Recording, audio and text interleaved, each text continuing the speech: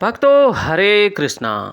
भक्तों आज हम सब श्रीमद् भगवद गीता यथारूप पढ़ेंगे। भक्तों अध्याय 13 श्लोक नंबर 20 पढ़ेंगे। भक्तों उससे पहले हम सब भगवान की मंगलाचरण स्तुति करेंगे।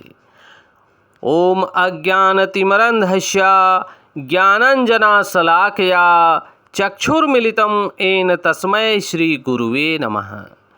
श्री चैतन्य मनोभीष्टम अस्थापितं येन भूतले स्वयं रूपा कदा मह्यं ददाति स्वपदान्तिकं।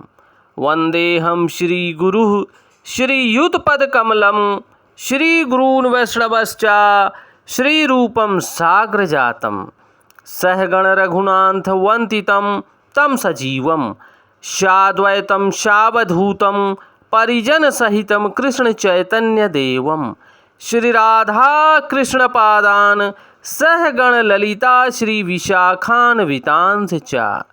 हे कृष्ण करुणा सिंधु दीनबंधु जगतपते गोपेश गोपिका कांत राधा कांत नमस्तुते। तप्त कांचन गौरांगी राधा वृंदावनेश्वरी वृषभानुसुते देवी प्रणममि हरिप्रिये। वाञ्छाकल्पतरुभ्यश्च कृपा सिन्धुभ्येव एव च पतितानां पावनेभ्यो वैष्णवेभ्यो नमो नमः। जय श्री कृष्ण चैतन्य प्रभु नित्यानंद श्री अद्वैत गदाधर श्री वैशादि गौर भक्त वृंद। नमः ओम विष्णुपादाय कृष्णपृष्ठाय भूतले श्रीमते भक्ति वेदांत स्वामिने इति नामिने। नमस्ते सारस्वती देवी गौरवाणी प्रचारिणे निर्विशेष शून्यवादी पाश्चात देश तारिणे। नमो महावंदाय कृष्ण प्रेम प्रदायते कृष्ण कृष्णाय चैतन्य नामने गौरता विषे नमः। नमो ब्रह्मांडाय दावाय गौ ब्राह्मणाय हिताय च जगद्धिताय कृष्णाय गोविंदाय नमो नमः। हरे कृष्णा कृष्ण कृष्णा हरे हरे हरे रामा राम राम हरे हरे। हरे कृष्णा कृष्ण कृष्ण हरे हरे हरे रामा राम राम हरे हरे। भक्तों हरे कृष्णा। श्री भगवान उवाच। भक्तों यहाँ भगवान बोल रहे हैं श्री अर्जुन जी से। प्रकृतिम पुरुषम चैव विधयनादि उभावपि विकारान च गुणान च एव विधि प्रकृति संभवान। भक्तों एक बार मैं दोबारा पढ़ रहा हूँ, कृपया आप ध्यान देना। भक्तों आप सब प्रकृतिम पुरुषम च एव विधि अनादि उभौ अपि विकरान च गुणान च एव विधि प्रकृति संभवान। भक्तों यहाँ भगवान बोल रहे हैं भक्तों प्रकृति तथा जीव अनादि समझना चाहिए। उनके विकार तथा गुण प्रकृति जन्य हैं। भक्तों यहाँ पर जगत गुरु स्वामी श्रील प्रभुपाद भक्तों तात्पर्य दे रहे हैं। भक्तों इस अध्याय के ज्ञान से मनुष्य शरीर जो क्षेत्र कहलाता है तथा शरीर के ज्ञाता जीवात्मा तथा परमात्मा दोनों को जान सकता है। शरीर क्रिया क्षेत्र है और प्रकृति से निर्मित है। शरीर के भीतर बद्ध तथा उसके कार्यों का भोग करने वाला आत्मा ही पुरुष कहलाता है। वह आत्मजीव वह ज्ञाता है और उसके अतिरिक्त भी दूसरा ज्ञाता परमपिता परमेश्वर होते हैं। निसंदेह यह समझना चाहिए कि परमात्मा तथा आत्मा एक ही भगवान की विभिन्न अभिव्यक्तियां हैं। जीवात्मा उनकी शक्ति है और परमात्मा उनका साक्षात अंश स्वांश रूप है। परमात्मा साक्षात अंश हैं जो कि स्वांश हैं। प्रकृति तथा जीव दोनों ही नित्य हैं।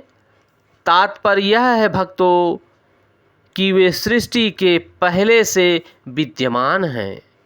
यह भौतिक अभिव्यक्ति परमेश्वर की शक्ति से है और उसी प्रकार जीव भी है, किंतु जीव श्रेष्ठ शक्ति है। जीव तथा प्रकृति इस ब्रह्मांड के उत्पन्न होने के पूर्व से विद्यमान है। प्रकृति तो महाविष्णु में लीन हो गई है और जब इसकी आवश्यकता पड़ी तो यह महत्त्व के द्वारा प्रकट हुई है।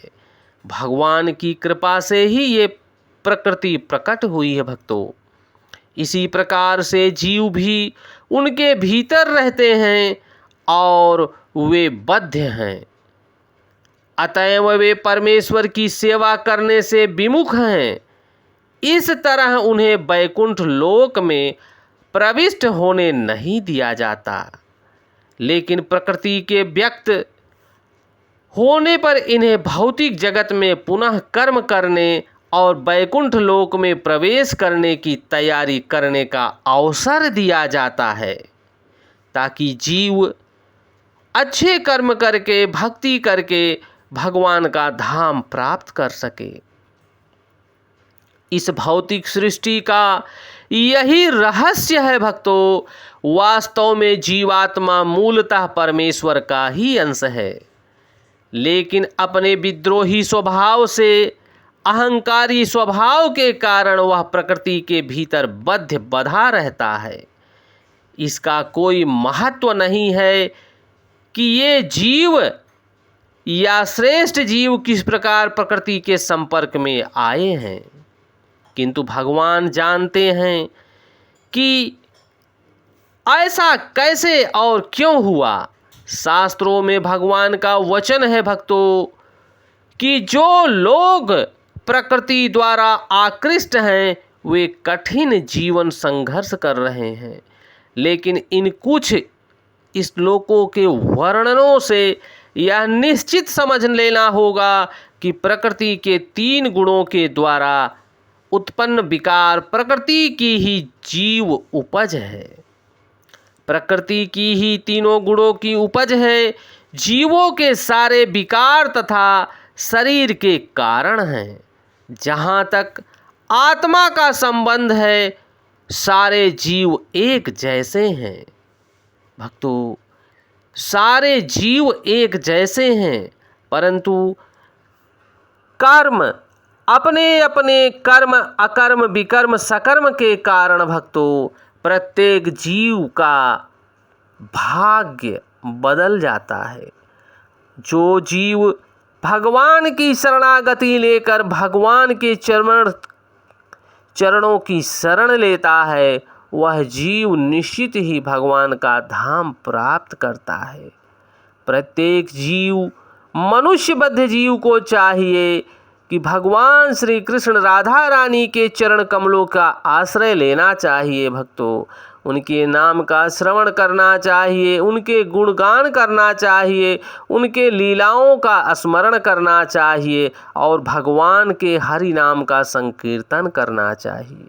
हरे कृष्ण कृष्ण कृष्ण हरे हरे, हरे राम राम राम हरे हरे, हरे कृष्ण कृष्ण कृष्ण हरे हरे, हरे राम राम राम हरे हरे। भक्तों, जय श्री कृष्णा।